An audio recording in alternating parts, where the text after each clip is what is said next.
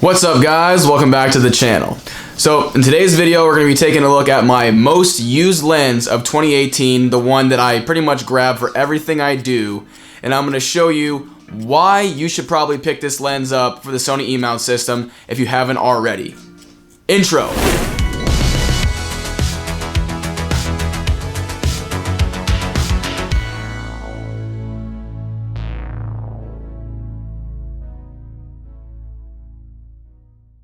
Okay guys, so if you haven't noticed already, I shoot on the Sony E-Mount system. I own a Sony a6000 and a 6500, which both have an APS-C sensor and have a pretty wide array of lenses that you guys can actually get yourself into that are great for both photo and video. The lens that I'm going to be covering today is this guy right here, the Sony 18-105mm f4 PZ OSS. So PZ stands for power zoom and OSS stands for optical steady shot.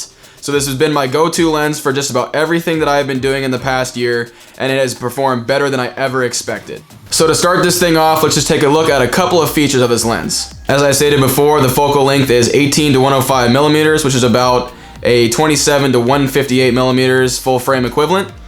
It features optical steady shot, so that stabilization combined with the A6500's in-body stabilization gives you smooth and crispy footage that's absolutely amazing. I love it. It has a minimum f/22 aperture and a constant f4 maximum aperture, which is super awesome for video, and it stays constant throughout the entire zoom range of the lens. It has a filter diameter of 72mm. This lens minimum focusing distance is at 1.48 feet, so just about 1.5 feet. So to be totally honest, it's not the best macro lens, but you can still get pretty close and get a sharp image if you try. It does have a power zoom button and a manual zoom ring, so you can use either one, whatever you choose. And then as far as focusing, it does have a manual focus ring and an autofocus ability in the camera. So the autofocus ability is pretty good. I'll show you right here. As you can see, I've never really had any major problems with it. You can actually use the on-screen touch to focus on the A6500 and it focuses just brilliantly. So in terms of size of this thing, it's kind of a monster. It is actually 4.33 inches long, about an inch longer with the lens hood on, and weighs just about a pound, which is almost exactly the same weight as my A6500 and quite a bit more than my A6000. This causes the system to be pretty front heavy, but fear not. When installed on either camera and placed on a gimbal, it can balance just fine and create some super smooth video. Okay, so now that you guys have seen what this lens is capable of, let's go ahead and take a look at the photography side of things and see what you can achieve at a couple different focal lengths. First, all the way wide at 18mm, you can take stunning landscape photos such as these.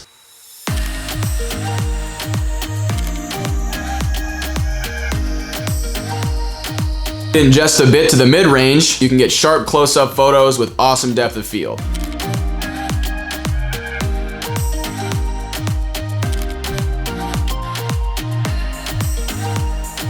Then at telephoto, zoomed all the way in, you can really see that background melt away in portraits and get some really sharp images without having to move up to your subject at all.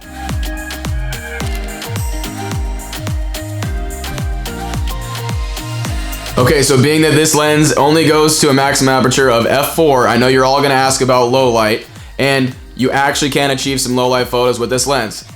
Disclaimer, this is not a low light lens. I would not use it specifically for low light at all. This is one of the things that I'm gonna go ahead and tell you that is not the best about it. But that being said, if you get the right lighting situation, you can achieve photos just like these right here.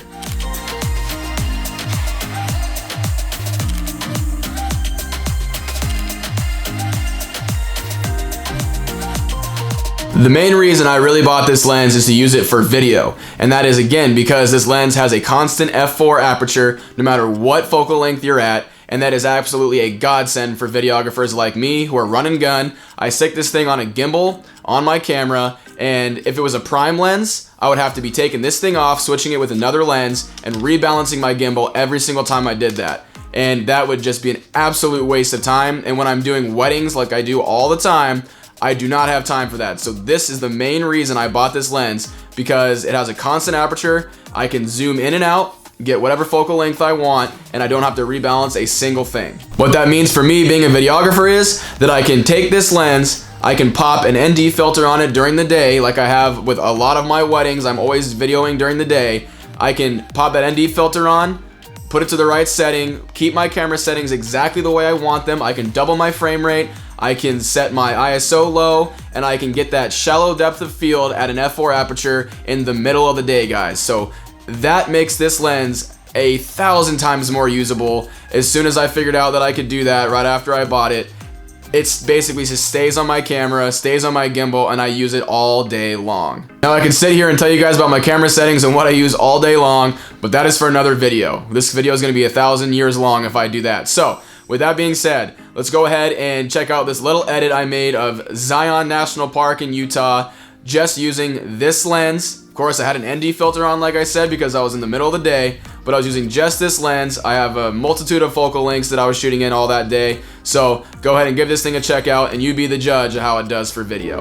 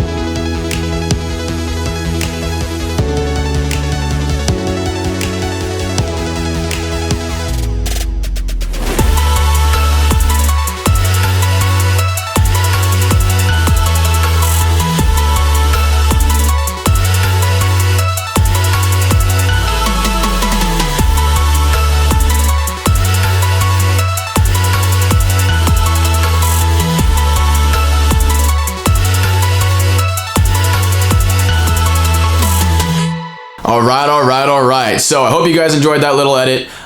Conclusion time. So, the main thing that I dislike about this lens is just low light. That's seriously it. If this thing was maybe an f2.8, I probably would never have to take this lens off my camera. It'd be probably perfect. Except for a couple of random situations where you're shooting in super low light. But the fact that it is an f4, I find that during wedding situations, when I'm inside of a building that's really dark, or even, you know, when they're outside doing something crazy, sparkler send-off, stuff like that, this does struggle quite a bit. You start to get that grain, and being that I want to shoot at the highest capable, you know, sharpness for my clients, I cannot have that, so I end up throwing a different lens on there that I'll be covering in another video. Don't worry. So low light, that's definitely somewhere that it struggles, and really the only second con I can think of is its size. It's pretty big, but like I said, it can still fit right on a gimbal and balance just fine, but it does make your camera look a little front heavy, and that's, I mean, you know, whatever. Big lenses do that. So that's really the only second con I can come up with. Now, with just those two cons being said, what do I like about this lens? Well, it is a constant f4 aperture.